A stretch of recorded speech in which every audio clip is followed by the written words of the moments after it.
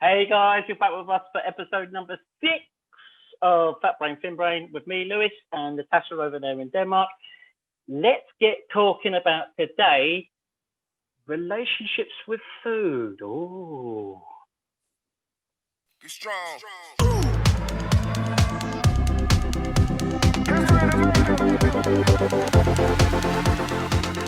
so welcome back to episode 6 of Episode 6. Fat Brain Thin Brain with me, Lewis, and Natasha over there in Denmark. Today we're going to be talking about a fantastic topic which not a lot of people will talk about. It's relationships with food.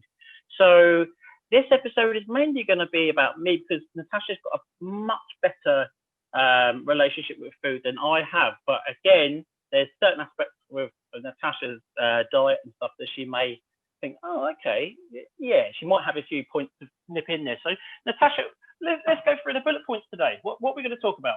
Okay, so on the agenda, we're going to break this down into 4 categories. Oh, gender, that sounds wow. Agenda, yes, that's because I actually use the English language. Okay, so in not episode 1, but in section 1, stop being all serious. What's going on? Yeah, go on. Yeah, so we're going to first hit on about the way that you use food as a reward and a punishment system. Which, so would you say the way you're making me feel? Yeah, the way you make... Stop singing. Yeah. Right, okay, so reward and punishment. And then in part 2, we are going to look at comfort eating, which I probably do some of that. So I might actually get some airtime here. And then section 3, we are going to look more at life moments or memories that we have somehow associated with certain foods. And then our last part of the podcast, we're going to look at how to make a change. How do we change our neurological programming in our brains that's associated these connections with food? So you beautiful listeners, before the podcast started today, this recording today, Natasha's been singing a certain song by MJ, which has them lyrics in there. Gonna make a change, gonna make a difference. Make a change, yeah. So we're gonna start by looking at the man in the mirror. Joke, that little joke at the beginning I made there was the first topic we were talking about. But let's face it, MJ had some good words out there. He had some good words. They were never written by him, but it was written by actually a Yorkshireman, a white Yorkshireman over here on that whole album. Really? So, I didn't know that. Very good. And obviously the album was then produced by Quincy Jones as well. So the guy over here that done all the words to Thriller, Bad, and another album were all done by the same guy. So yeah. To look at him, you go, what? Like okay. All right. Well, that guy, he had some great words in there. So Winston. You do have to look at the man in the mirror before you make a change, and you have to want to make a change. But let's just dive straight in, because before you start rambling, food and how you particularly, because I don't do this, use it as a reward and a punishment system. The only way I probably get close to this is maybe a reward, but I don't really give it as a reward. I do it as a, maybe I think I deserve this, but at the same time, I don't really think that. I just think I fancy having this. Or or maybe I'll say to the kids, oh, come on, we've all worked really hard, let's go get some ice cream, or, something like that's the closest I get to a reward. But I certainly never like after you finished climbing the other day, you said to the kids, let's go to a certain drive-through restaurant with double arches, and we'll have something from there. So actually, but I didn't eat anything from there. No, of course, But the kids were complaining that they were hungry, so we did a drive-through. Exactly, you got to feed them kids, otherwise they pass out, don't they? Yeah. So, but you are very different. So let's hear about what you tend to do. Yeah, let's crack on. So basically, a reward thing for me, I would reward myself with food, and that would be in the guise of, like I say, if I had a really good week at work or whatever, on a Friday night, you would go maybe have a few snacks with a few pals before you go out, then go out for a bit of food, and then go out for some drinks as well. So you'd relate a good week to that, and also you'd relate a bad week to for the bad side of that as well. So you'd go, oh, I've had a really terrible day today, let's get a takeaway or whatever, and you'd gouge out on this awful takeaway that is no good for you, it's going to make you sluggish the next day and stuff, but you do it because moment in time. It's a little reward for having a shitty day. But then it goes the other way for me as well, because it would be then I'd go, say I'm watching a film or something like that. I'd get my white chocolate bar, which I was addicted to, a fizzy pop, and then I'd get myself like a bag of crisps, big bag of crisps, and then you associate the film with eating that sort of stuff. Yeah, and then that's crumbs. We'll save that though for part 3, Lewis. We'll and then and then feeling your back there, mate. And then at the end of it, you've ordered far too much food. You feel really terrible. So then again, I use it as a punishment. But with me, the main reason for the punishment would be to punish myself. If things are going too good in my day-to-day life, out of nowhere, I'll just gorge eat and make myself really poorly. And then as a reward, like, I've had a really good day today. I deserve No. So I could have had a really good day, or I could have a really great week, and everything seems to be going up and up and up. But then something in my brain clicks and says, right, you're going to gorge eat tonight, so you're going to be really you're going to be in pain, you're going to feel bloated, you're going to be horrible, because you're not allowed to be happy for too long. So you have to be down at some point. Okay. So food would be, for me, the bad relationship with food would be the punishment side of things that I do to myself, never like forced to eat stuff by someone else. Psychologically as well as physically. So if you've been happy for too long, you'll punish yourself. Yeah. But you also punish yourself if you indulge. Yes. So I feel like I'm doing too much, too well, too good, nothing to worry about. So sometimes my brain just kicks in and says, right, you've got nothing to worry about at the moment. So go and eat loads of food. Go and do it like that. And it encouraged me to go and do it. I know I'm doing it. I know I'm ordering food, or I know I'm going to get loads of like cakes or whatever from the shop. And I'll just sit there and just pig out to the point where, you've got meat sweats if you're having a lot of meaty food or whatever, or you're then starting to feel a bit sick. But you think to yourself, I can't waste that bit there. So I'll just carry on eating. And then I'm physically feeling sick. Do you have that thing like you can't leave an empty bowl? Like when I'm making massively back in the day, I can't not use all the mixture. Like you can't leave anything behind. If I'm watching a YouTube, about making a cake or something, you see that they leave some of the mixture in the bowl. Yeah, of course. Yeah. OCD. What are you doing? What are you doing? When you're watching a cookery show on the telly, isn't it? Like yesterday, this person was making this beautiful looking pasta dish they were doing, and she was mixing in this sauce into this pasta other way around, and you could see that she's wasted loads of this thing in this jug already. And you're like, why don't she put all of it in there, you idiot? You wasted the whole thing. And then she's done this really lovely looking ribeye steak, and she sliced up like a quarter of it and put that in the dish and left the rest of it to one side. I'm like, can't do that. Anyway, so it's a very weird one. I don't know why the punishment thing came along. I think it's the easiest thing to punish yourself with without doing any massive long-term damage, as he says, pointing to his belly. That's pretty long-term, huh? Exactly, but it's not. It's only now that I've realised that the punishment doesn't fit the crime, because there's no crime being committed at all. Right. Because half the time I'm positive and up. It's only a trigger in my brain somewhere that's going, nah, you got to go down a bit. So then it would make me go down. And I've got that with other things as well. Do you have control of that in any other way? Is there anything else you can do? Only like now, I don't feel myself ever getting that way at the minute, because I've got too many things to think about other than like, making a mockery of myself and putting punishment on food sort of thing. But there's still little traits in my brain that I need to iron out. Like, if I've got an abundance of money and I think to myself, okay, I've got lots of money, so I've got nothing to worry about again. Another bad thing I would do is waste the money as quickly as I could on doing something silly, to then know, I'm in shit streak now. I've got no money and it's ages till payday or whatever. And you mess yourself up that way. But that's harsher to do, because that's really, really dumb. Whereas the food side of things, sometimes you enjoy being the victim. 100%, yeah.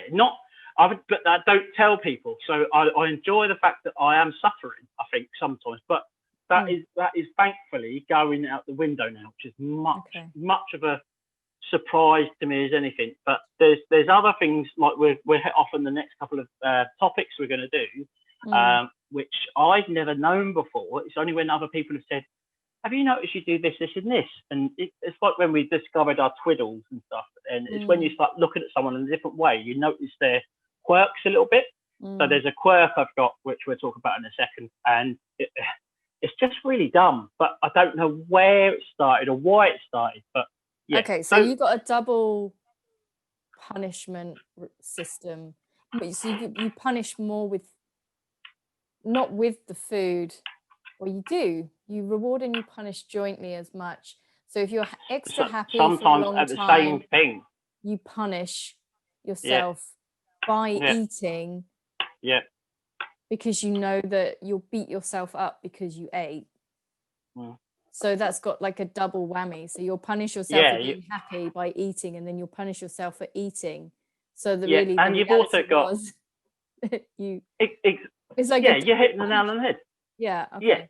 So I'd go into the reward, I'm having a reward tonight, and then that reward instantly turns into a punishment anyway, because I regret having that reward in the first place because I don't deserve it. But even if it's crazy.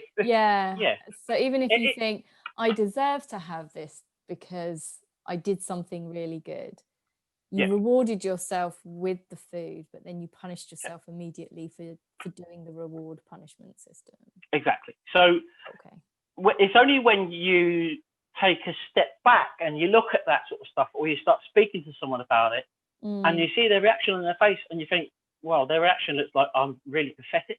Why am I doing this? And it's like they've never heard of a punishment or that. Obviously, you've got bulimics and and all these other things as well, which is a bit different, isn't it? I don't think you should ever think that you're the only one in the world that does this to yourself. No, there's got to be other people, but it's until you talk about it and you realise yourself, as you're saying the words out loud, I get a reward and then I instantly regret it. So I eat so much that it punishes myself in the same breath. That sounds when silly. You're saying it out loud, you can realise the ludicrousy of it. You realise how stupid you are. Yeah. Well, it's not that you're stupid, but it's the programming that's happened in your head. The training that you've done over these years and the outside influences that's kind of gotten you to this point. Because essentially, if you're having a good day, you should never punish yourself to think that you shouldn't be having a good day. In theory, you should want to have and that's okay to have a good day. So I don't really know where it comes from. Why I'd want to punish myself for having, this week's it's gradually getting better and better as the week goes on. My head's feeling better and all that sort of stuff. So old me by Friday, Saturday time would go, you're having too much happiness at the minute. You need to rail that in a bit, and then it'll do something to try and sabotage it in some way. But I'm not by any stretch of the imagination. I'm not. No, exactly. And I'm worth having the happiness. I'm a nice guy. I try and help as many people as I can. I try and make people laugh. I try and do whatever I can to be an all-round happy guy, literally all-round at the moment as well.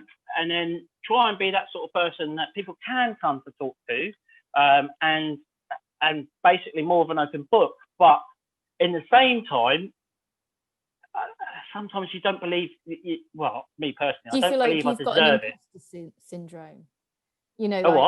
Like it's an imposter syndrome. Do you feel like a little bit? This nice, happy person for long enough now. Now it's time to be a sad. Now it's time to be more of a brute, more of a man.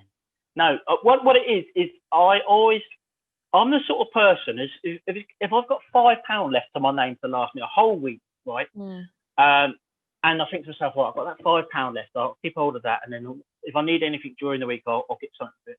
But if my girlfriend is having a really crappy day at the surgery, and I think to myself, if I go and get her some vegan sushi and maybe a thing of her favourite vegan crisps, that'll cheer her up. But then it's going to put me a bit.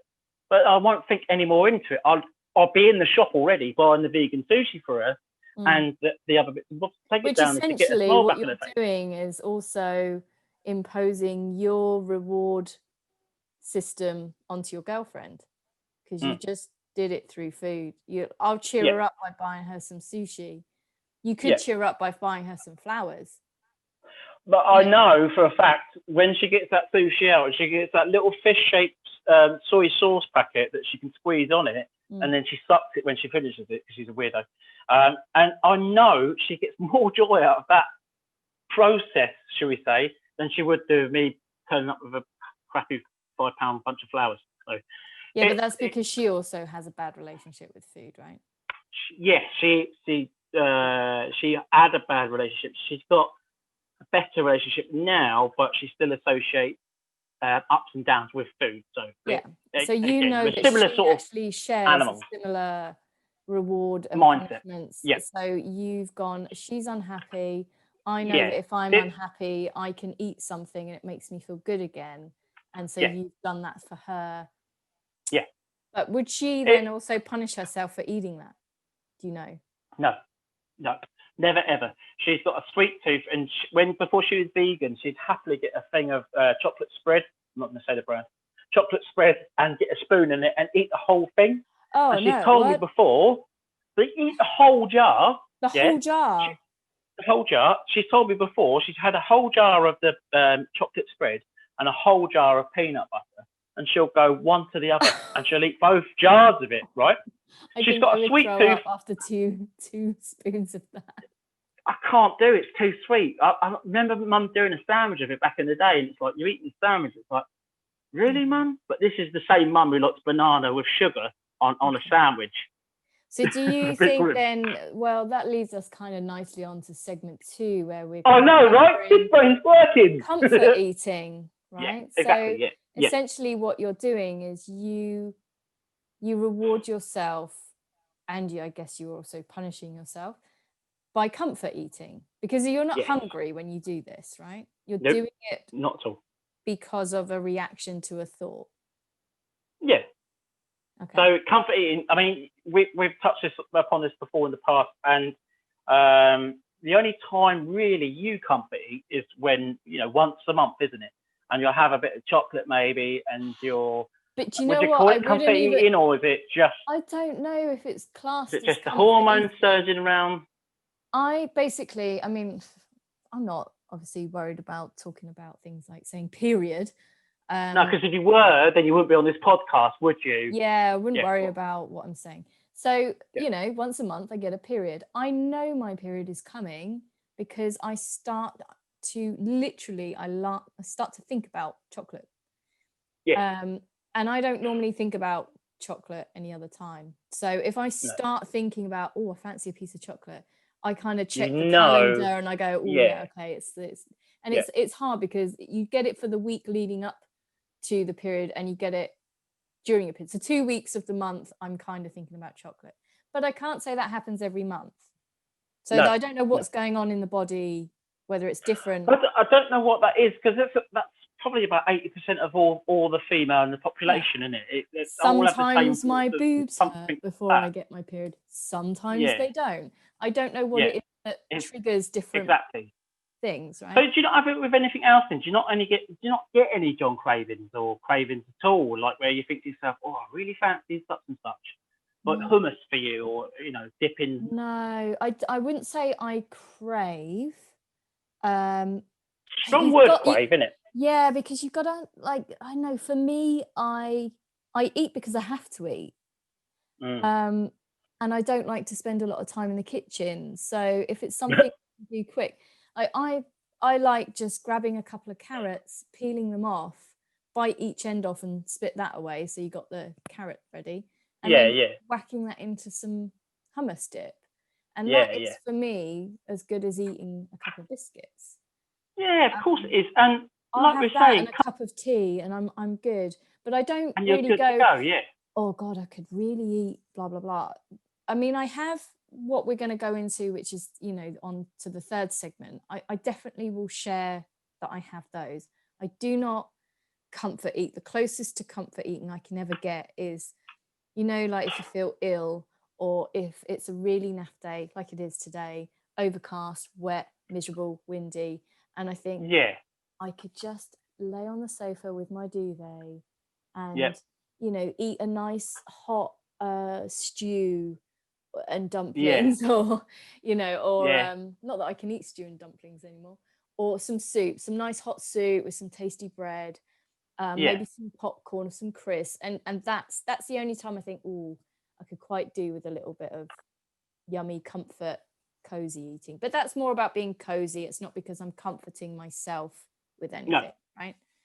So no, I don't get this at all. No. So the difference between you and me then is obviously the fat brain kicks in, and I get a lot of weird cravings as well. Sometimes I do feel like I'm pregnant, because you shouldn't be getting these cravings, because some of the things I get cravings for are a bit weird. One of my latest cravings, it's kind of weaned off a little bit now because I'm trying not to eat the bread, but was for beef paste sandwiches. No one really likes beef paste sandwiches, but for some reason it crept in my head. I went, oh, I want one of them. Now, the long story behind that is I was really poor when I started on the building site of my Uncle Jim. And the only thing I could really afford that would make a decent enough sandwich was beef paste. I had it for 3 weeks in a row, every single day for 3 weeks. And then I got my first pay, and it was like, right, okay, let's live a little and let's get something better. Let's level it up for some spam. Yeah, let's level up for a bit more. Yeah, some corned beef or something like that. So the sandwich spread, sick in a jar. But then I then got into money, and the money was coming in, and then I got a massive tax rebate, and so it changed the way I thought, and I never went back to a paste sandwich ever. But out of the blue the other day, bang, there you go. I get cravings for ready bread every other day. Don't know why, but I get cravings for it. I'm not a massive fan of it, but I fancy it. I get cravings for. But you put loads of sugar in it as well, don't you? Exactly, like we talked about before. The spoon has to stand up in the ready bread. Ready bread, if you don't know, if you're not from this country, is like a porridge. Porridge. It is porridge. Yeah. It's not light, but it is. I thought it was light because it's powder rather than grain. Yeah, it's just fine, isn't it? It's fine porridge. Oh, okay. So it is literally porridge for kids. Yeah. Oh, I didn't know that. So anyway, so that was one of the things I just absolutely adore that. But but I get more cravings than ever now. So I get a craving but they're weirder things. So like apples. I wanted an apple the other day, so I got loads of Golden Delicious. Again, I go over the top with what I get of it. But now it's not as much of a punishment now because it's good stuff for you to eat. Yeah. I've had this. I've never tried it before, and I'm about to try it apparently.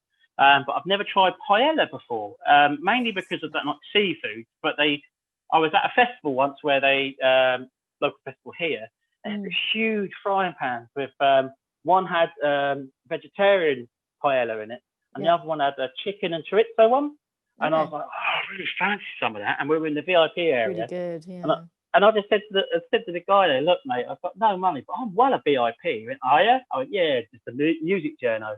So I showed him my pass and stuff. And he went, I said, I've never tried paella before. So ladles me this massive dish of this paella up for me. I'm like, mate, that's amazing like that. It was a wet, soggy day anyway, in August, obviously.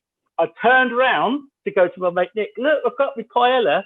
Some lady, drunk as a you-know-what, run past and tipped the whole thing over. And I was like, I was too embarrassed to go back to the guy, so I hadn't tried it at that point. Didn't scrape it off the floor?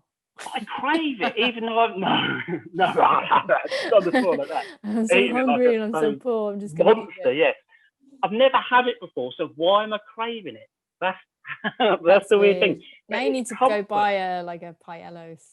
Oh, she's going to bring me some round this evening. Mum made a vegan paella last night, and she took it to work today, so she's got some for me. But yeah, so it's again, all these things I'm thinking of are comfort things. They're all things that go, give me like a cuddle, if you know what I mean. And it feels nice. Are you comfort eating because you feel down, or do you just comfort eating at the moment mainly because on the apples and stuff, just for the sweetness and stuff. Yeah. When it was comfort eating before the weight loss and what we're doing now, it would be loneliness. It would be unhappy, lonely, and so if you got down, you would comfort eat. Yeah, of course. Give yourself that cuddle.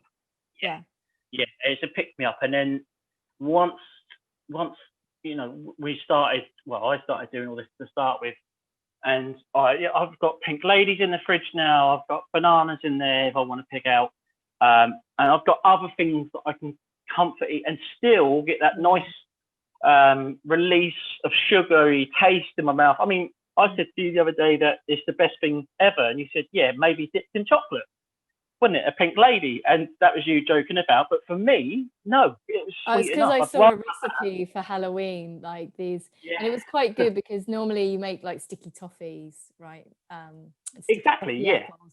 But it was a recipe where they'd melted, I think it was dark chocolates, but they'd sliced the apples into thick slices and then stuck a skewer in the end. So you only had like a slice of an apple, a big circle of it. And then they'd covered it both sides in the chocolate, and then they'd sprinkled nuts on and then left it to go cold in the fridge. And I thought, oh, that looked really good. But at the same so almost like a fruit kebab almost with no, so you cut your apple in the circular, big circle. Oh, right, I've got you. Stick a skewer in the end, just one, and then and it's mainly so you're not getting chocolate all over your fingers, right? And then you like an apple lollipop with chocolate. Exactly, like exactly. And I thought, so that takes us neatly onto the next topics, really, doesn't it? About like things that we with find growing up with food, wouldn't it? Yeah. So was there anything that you connected with? Well, yeah, for me, because mine tends to be fairly short, doesn't it, when we talk to me? But this is probably one of the things I can kind of jump on, because there are certain things we briefly touched on before we started recording about that. I have a thing that I can't go to the cinema to watch a film and not buy popcorn. For my husband, it's sweet, so he has to go to all the not the penny pick and mix stuff. Nothing's a penny anymore. He goes to the pick and mix, and he'll go round. And in Denmark, they're majorly fanatical about sweets. So the pick and mix is insane, right? It takes up pretty much all the foyer. So he'll go round, he'll do his pick and mix, but I've just got to have salted popcorn. So I used to be sweet popcorn in England with melted butter on top. But now that I've been in Denmark long enough, I just like it salted. It's gone a bit more savoury, Yeah, so a salted popcorn, and I don't like fizzy drinks, so I tend to get like a peach iced tea or something like that. Oh yeah. Like those. And we take that in. I can't go to the cinema without that. I feel weird. I've tried. I really tried, and I've sat there and just no, I'm going back out. And I go and get I can't do it. That's the thing. So what is it? What have you connected that up with? When did that really start? As a child? I don't even remember when it started, because we never even went to the cinema when I was a kid. No, I didn't, unless it's a special occasion on someone's birthday, and we'd go. Yeah, it wasn't. So it's not until you get till you're earning your own money and you start going out with friends. And you just always buy snacks. It's like the tradition. You buy your ticket, you walk to the food, you get some food, you get in line to go through to the screen. Yeah. And there's something about it. It's programmed my head that I must have popcorn. But I do it at home. If we put a film... Oh, yeah, you said, You'll get I have to have snacks. It's either popcorn or crisps. And popcorn, in theory, is not exactly fattening. So in theory, it's the stuff you put on it, isn't it? That can make it I'm only putting salt. So as long as I'm drinking water, I'm actually okay. It's all fine, so I'd rather do a big bowl of popcorn, and my kids love it. My little one does like to have, I did once and I shouldn't have done it, but it's like the forever thing now that he likes his bowl of popcorn to have melted dark chocolate, just kind of. It's the rod you've made for your own back, Natasha. I know, and now if I bring it in without the chocolate, he just looks at it and says, isn't there any with chocolate on? Like, no. Not having that one. Yeah. So is that it? I'm just thinking about actually something popped in. About your dad and about he had the, he worked for the sweet company. So that's probably why you're not connecting sweets with the cinema. I have not made any sweet connection. I don't need sweets in my life. If anything, it's turned me off. Exactly, yeah. But also, now that I have this vegan diet, there's gelatin in sweets, in jelly sweets, which is from pigs. So actually, I don't eat those anyway. If I do buy jelly sweets now, I always buy like the vegan ones. So, but I do remember actually, my mum loved getting like her treat. She would do treat eating, but hers was the maple and pecan slices. those lattice slices. You've never had a maple and pecan Can't lattice can't slice? say I've Okay. had. Are you talking like bakery sort of thing? Yeah, she Like was a a bit. major. Oh yeah, No, yeah. I know what you cake. mean. Yeah, Cake. She was a major cake yeah, eater. So yeah. she had a thing for these maple and pecan That's the slices. age group though, wasn't it? Because my mum was a massive cake eater. She Yeah. would literally, she'd like baking cakes. She was a great cook in all that respect.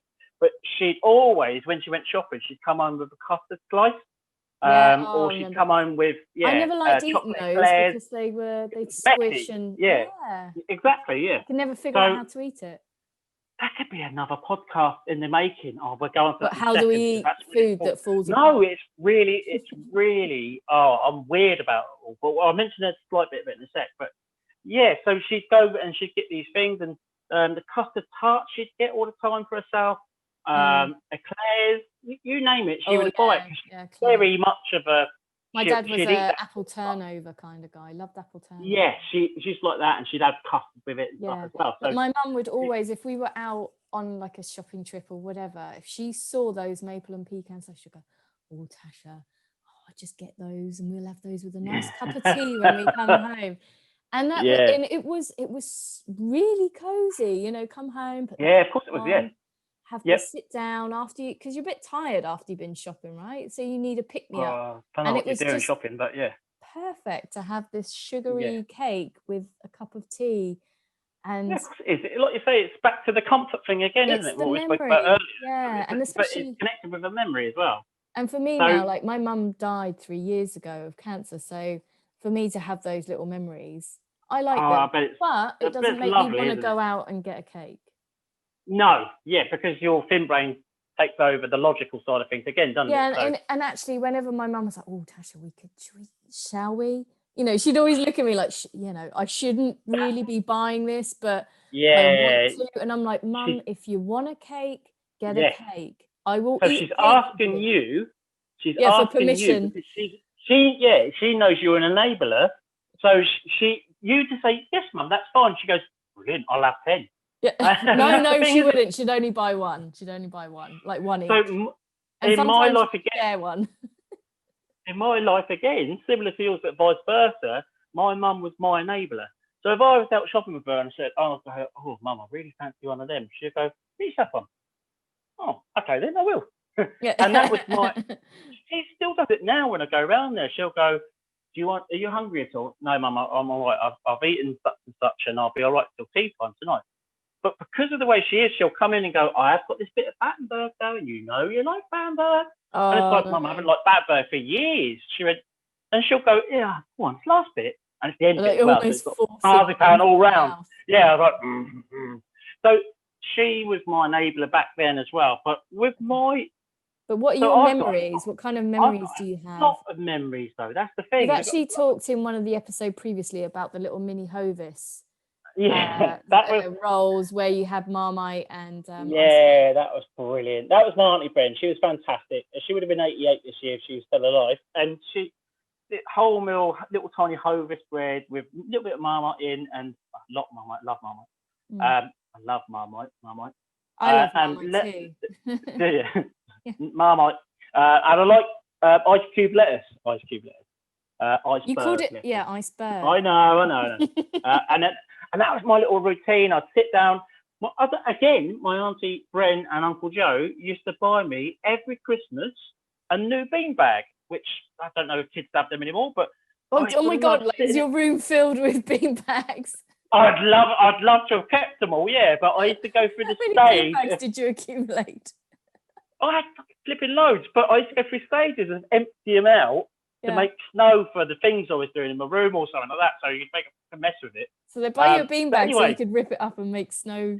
When I knew I was getting a new one, that's all right. But I'd sit in my beanbag like that as a little skinny kid and sitting there with my little plate, and we used to have these cool picnic plates, which I always used to make my mum get out on a Friday. And they had one side, they had a bit for your drink, a little bit for your drink, and they had sections in the other bits for you. It's meant to be for like peas, beans, and all that sort of stuff.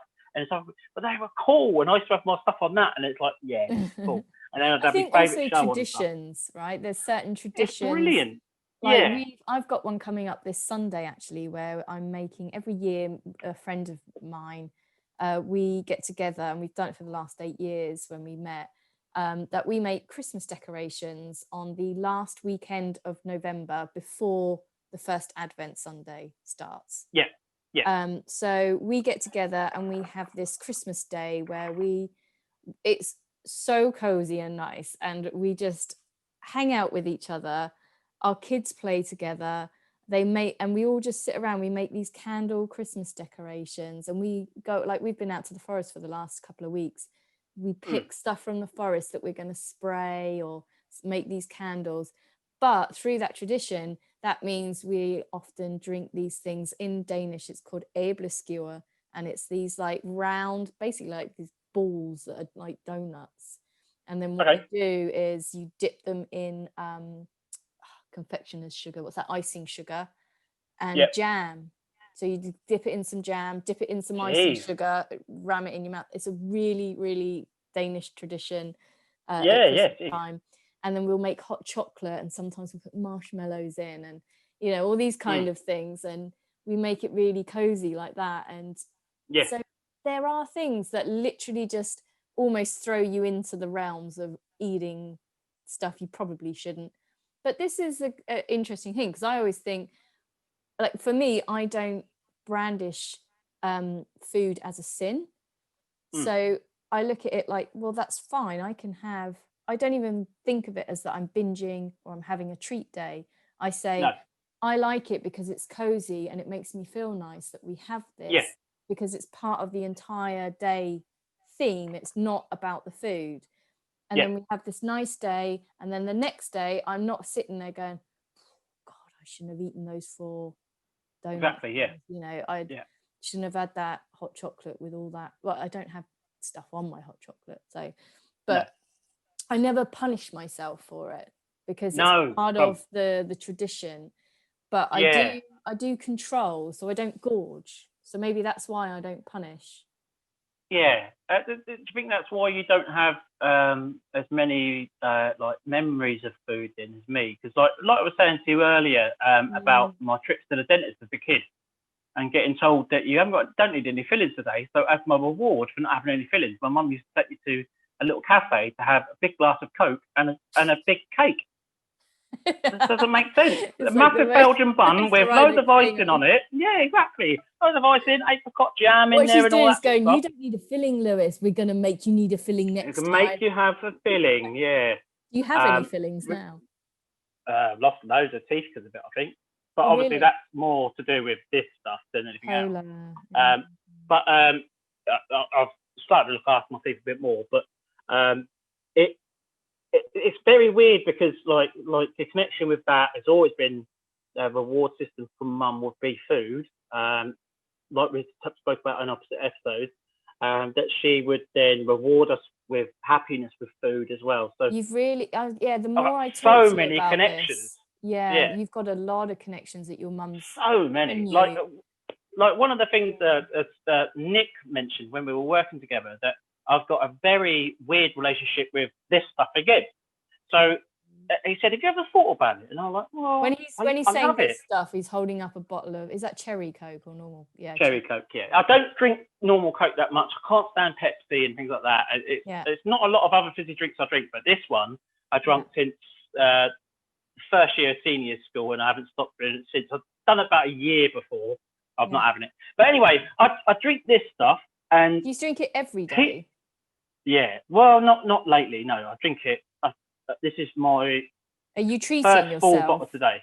I am today, yeah, because I feel amazing today, so it's good. A little bit of a headache, so it's another reason maybe the sugars is, and it actually genuinely is. Maybe it is the sugar withdrawal that I'm not having this. Maybe, and I can feel my headache lifting almost. But he noticed that as soon as this got to about that level, I would start looking as if I was panicking. So when it's getting close to the end of the bottle. Go on. Yeah. And I'd never ever put that together. And it's because we're both similar sort of people. We both watch people's mannerisms and that sort of stuff. When it got that low, I'd be thinking, like, looking at my clock, can I nip out to the shop quick to go and get another one?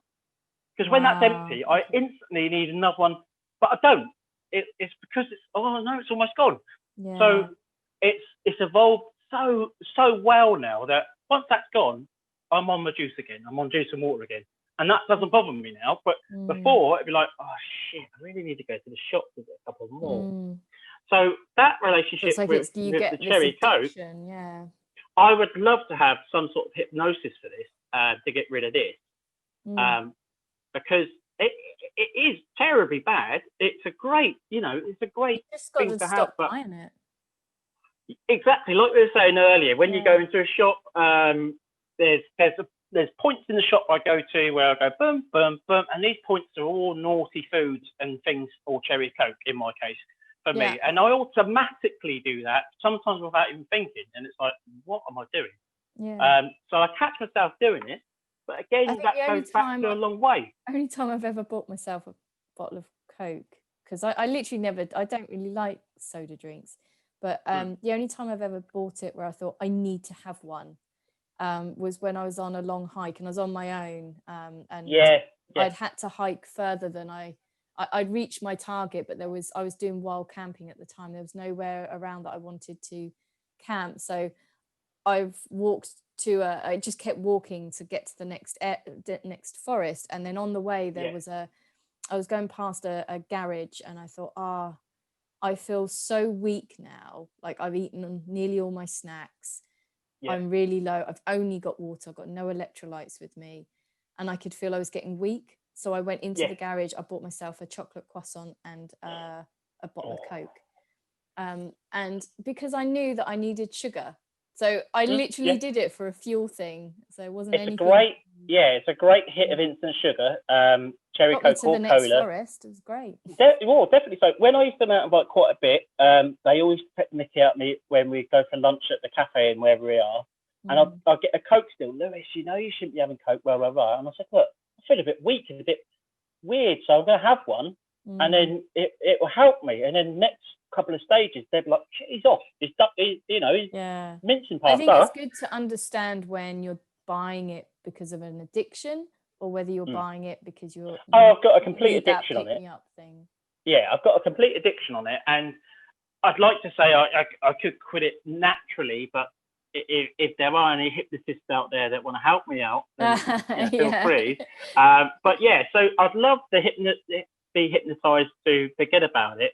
And that, I think you'd actually see a massive difference in me as well. Like, the weight loss would be even more substantial off of that sort of stuff.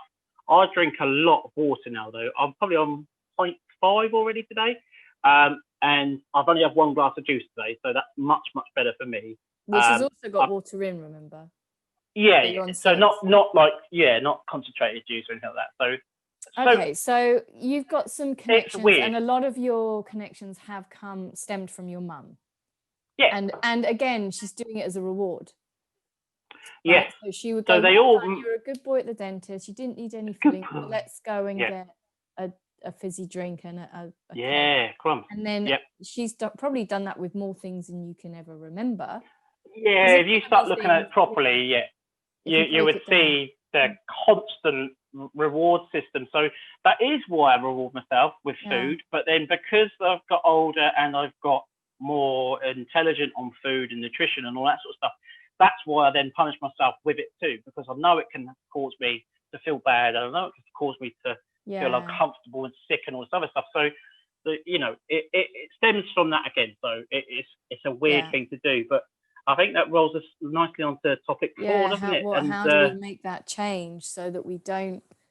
Exactly. So I've touched on the cherry Coke with hypnotism. That's kind of me being a bit silly, to be fair, because it's willpower, isn't it? Just go, I'm not going to go and buy it. Yeah, it's willpower. Set your intention for the day and say, today. It doesn't come out of the tap. No, it doesn't come out of the tap in the kitchen. You have to walk in a shop and physically buy it. You have to go out and physically buy it. Yeah. So just cutting off that need to go into the shop to get one of them. Again, that little 500ml bottle is £1.65. Yeah, that's 2 days. Because of the added sugar tax and all this stuff now in the UK. So it's a lot of money for a little bit of drink. Yeah. I can buy a big thing of undiluted Vimto, which is sugar-free and all that sort of stuff, that lasts me 2 weeks, and that's £2. So it's like, what? There's no logic to it. It is a luxury. I'm not the sort of person that could go, right, okay, I'll have that as a luxury, maybe once a week or once a month, because as soon as I have a little bit of it, I instantly want more again. Well, so if it goes, it has to go. Yeah. I've got 2 little tips, really, I guess, on this one. 2 top tips.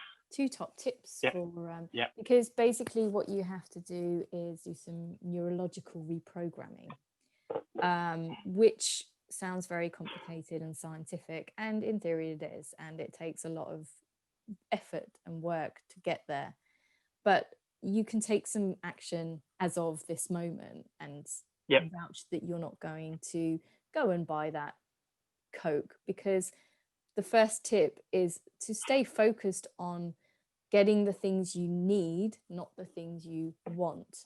So if you go out to the shop because you need to go and buy some lunch, then you buy the lunch that you need, not the ones you want, because you will want the Coke, the packet of crisp, the chocolate. But what you need is the bottle of water, or some of these bad boys, roasted chickpeas, or you know, that quinoa salad or whatever, you know, instead of these. So it's staying focused on the things that you need, not the things you want. Exactly. So I'm being overly swayed by the things that my fat brain wants rather than the things the thin brain wants, which is just your generic stuff for, say, some spuds for your dinner, for jacket potatoes, a couple of tins of beans, whatever. You've already got that juice at home. You've got free water that comes out the tap, council pop, and then you've got, you know, all this stuff. You save yourself a packet because you're not buying cherry Coke, you're not buying sweets, you're not buying crisps and stuff like that. So you're saving money. And already this week, I've noticed we're on Wednesday and I've still got probably 2/3 of my weekly money left still. Okay, and that's good, weird for me. And I've actually managed I to even practice it too. I make sure that I go, right, I need to go in the shop because, you know, there's a couple of things I've written on a list that I know I need to buy, and I'll do it. I'll look around, go, oh, that would be nice to have that, and I'll go in for 2 things and come out with 6. So because it's you're conditioned by what they put out, their promotional display stuff, and it's never healthy food that's promotionally in your face, is it? It's never food that actually grab you and go, oh, that's going to be really good for my internal system. This is going to be that. It's not. At the minute, it's Christmas food. It's Christmas. It's mince pies. It's all these Christmas sweets and chocolates and all that sort of stuff. So that's all in your face when you go into the supermarket and stuff at the moment over here. So you're instantly going to go, oh. So like you say, you can go in for 3 things and come out with 10, can't you? But if you go in and stay focused on what you need, not what you want, then you can do that. Yeah, so with that, this is the reason I'm going in there, to get me better, right? To get my physical physique better and slimmer. But the upside to that, I've never had £30. I can just go, right, okay, I'll put that in my cup and I'll save that till Monday. Yeah. Because I'm not spending as much rubbish anymore in the shop. I'm going to get the essentials I need and then coming out. So but doesn't that make you feel good? That makes you feel good, right? But crumbs. But you also then Monday, need to make sure, promise me, that you allow yourself to feel good, because you're allowed to feel I think the feel good factor at the moment with the extra cash, and I've actually got yourself for that. No, that's the thing. I've got silverware in there too, so that's cool as well. So that, you know, to go into the following Monday with some money, and you know, and you can go, right, okay, Monday I've got paid again, so I've got X amount in my cup. I'll put another 20 quid in my cup, and I've got 50 quid for the following Monday. And so that to me, I'm not saving for Christmas or anything like that. It's for me. I'm saving for something for my birthday. Okay. So I'm one of these people that like to treat myself with my own birthday present from me. And that's the only time I really extravagantly treat myself, really, is on my birthday. I'll buy myself something nice, something I've desired all year long or something like that, and I'll get it on my birthday. Yeah. And that kind of stems from Dad when he used to give us the money at Christmas and stuff, and you would then buy something really poignant from him for yourself, you know what I mean? So, but because we yeah, have to recondition the brain, yeah, in order yeah. to recondition the brain, you have to take some physical action. And Mm. what we've said about the way we connect different foods to different memories, that is a neurological programming that we've Of course it is, yeah. adopted from any outside influence. Obviously, we have our lizard brain, our twiddles and things like that. That's lizard brain. That's your fight or flight activation and things like that. That's the part of the brain where you can lift up cars to save your kids and stuff. It's the dinosaur part of our brain that we were born with. Yeah. But anything that we know we can swap out and change, it can be done, and you just have to have the mental attitude to do it. So the second tip is swap the bad things for something good. So if you think, oh, I think I'll just lay down on the sofa and eat a bag of chips and just watch an episode of something because you're not feeling great, or you know, whatever the reason. It's looking moody outside or whatever. Yeah, exactly. Yeah. Instead, don't put your trainers on and just go for a walk, even if it's 10 minutes. I said to you, didn't I? It's crappy out there. It's raining, but it's perfect walking weather for me. I love it. Yeah. So I'll be going out there. I mean, it is hard because countdown's just started. So it's like, oh, countdown or go for a walk, you know. So yeah. You know, sitting in front of the telly and just eating shit food is never going to get you out of the rut. And the point is to get yourself out of the rut. And only you can get yourself out of the rut.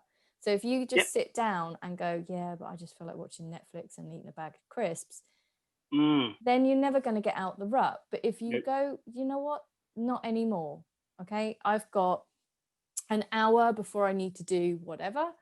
I'm going to just go for a little walk around the block, or maybe you do a meditation, or maybe you read a book, or maybe, you know, and I find it really good to swap a bad connection with food. Like if you think about, if you're starting to crave a food, I think if you swap it for a physical activity as opposed to much better, you get more enjoyment.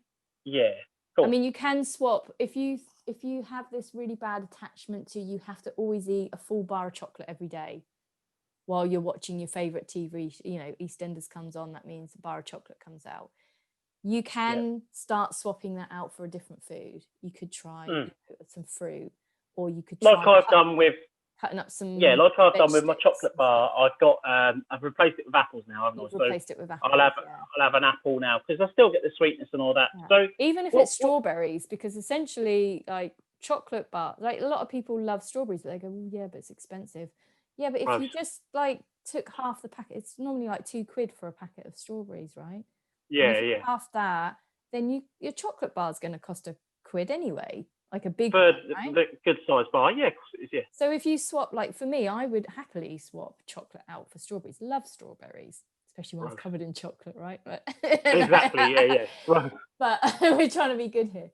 But I think by swapping it to an activity, just activates the brain even more, because then you stop thinking about the food because you're active. If your body's active, you're going to stop thinking about the food, right? Or call someone up. Call someone you haven't spoken to for a while and have a chat on the phone. You can easily burn an hour. If they've got an hour. 2 hours, yeah. With you, it's like half a day. But so that's what we're basically saying about this episode, isn't it? Again, it all falls down to the brain and cutting them ties off with the comfort side of things. The punishment, it's not a punishment, and it's definitely not a crime to have naughty food once in a blue moon, but you don't have it all the time. And it's about cutting the ties off with the emotional side of things for food as well, isn't it? So I think as well, one of the biggest things I kind of had an epiphany that we say that word a lot now, don't we? You do. I don't. You do. But yeah. I kind of was looking at it and thought, well, it's not a bad relationship with food. Like food never did anything to us. We never did anything to food. Yeah. It's not a cohesive give and take relationship here. No. You know, like we would have with a person or an animal or something. So there's no relationship. What it is it's a bad habit, and all bad habit can be broken. Whether that's and that hypnosis, just making a change, but you have to want to change. It's like smoking. You can't give up smoking if half of you really doesn't want to. You know. Yeah, of course. You have to want to seriously make a change, and it's making a change up here, not making a change just for your stomach. Yeah, I mean that's the crux of everything with us, isn't it? It's the brain. We're looking at it through the brain, and then through the brain then goes everywhere else in your body to change everything, then, isn't it? Yeah. So, we could do a whole episode on just my comfort eating and my childhood sort of things. Just one episode, yeah, but all let's on that. face it, we're getting a bit bored of listening to you now. Leave off. So anyway, that's today's podcast coming to an end. How have you found it today, Natasha? I think it's quite insightful, because your ideas of food are so very different to mine. Yeah, because nothing for me circulates around food. No, whereas there's 90% of a lifestyle done. Everything for me circulates around my soul and my thoughts and what I want to do for myself, for my body, and for my sanity, right? So I don't listen to the ego in my brain, and I understand that my human emotions, lusts, wants are not something that I have to be part of. Just because my human side of me wants these things, it doesn't mean I have to partake in it from my heart. So if I think, if my brain goes, oh, could just eat that slice of cake, and my heart goes, yeah, but you're not really hungry, are you? You know, then I don't get it, because you know, I just don't need it. It's the need and the want. I want sweet things, but I don't need it. And I think to take away from the podcast today, obviously it's very interesting for me to listen to you more on a psychological level about things like rewards and punishments, because I think that shows the damage that's actually up in your brain. So if we can shift you from your brain and shift you from thinking about that you even need to punish yourself. You know, there is no punishing, Lewis. You know, it's a human thing to punish ourselves. You would never punish someone else. No, like, you would never go up to your girlfriend and say, you shouldn't be eating that. Disgusting. It's shaming, shaming. Start shaming her and then make her feel bad. You would never do that to someone else. So why would you do it to yourself? I stupidly said the other day that she's, you know, losing so much weight. You look really good, but I bet I can get my fingers around your wrist now. She went, go on and try. I went, flipping hell, I can't. You've still got big wrists in. And to me, it was like nothing. And she's like, oh, so you got big wrists now? I was like, yeah, but it's your bones in your wrist, not the actual fat on. No one's really got fat wrists, have they? Anyway, so one of the things I think people need to just be kinder to themselves. Of course they do. Stop being so hard on yourself and thinking you need to be punished. So the next time that you're feeling happy, just think, this is awesome. I'm feeling happy. Because the flip side of happy is that you're down and you want to end everything. So nobody wants that. That's not life. So no. This is obviously ongoing work for me. This is ongoing work for me. This is all things that I'm happy to talk about. I'm getting there, but so I am doing better in shopping and the shows with the money in the pocket and stuff. You're doing amazing. But every day is a different challenge with your brain. So you can wake up one morning and not have any cravings or anything. So for me, it's about concentrating on what my body needs. If I feel hungry, I don't need to comfort eat. I just need a glass of water, most probably, and then just look at it more logically going forward. So, but I think because I'm a work in progress. You actually have some addictions, so you have to treat that differently, because you have to literally stamp that out. As opposed to what I would normally probably suggest to you is that all the rest of the stuff, stop looking at it as a sin. Like, don't look at eating a packet of crisps as a sin. Like, maybe a full big one to yourself. Like might be a little bit, but that's gorging. And I think that, again, that's something that is psychological, not, you know. Yeah, that's exactly right. So I think don't beat yourself up. I'm going to say, exactly where you're going with that. Don't beat yourself up. You can. I would never suggest anyone that goes on a diet, if they're doing it through our way with the, you know, fat brain, thin brain, and what I should be thinking about, what I shouldn't be thinking about. Don't try and cut every last naughtiness out. Don't try and cut it all out at once. It's too much for your brain to one cope. at a time. Especially if you're addicted to them things, like you're addicted to chocolate, you're addicted to coffee, you're addicted to fizzy pop.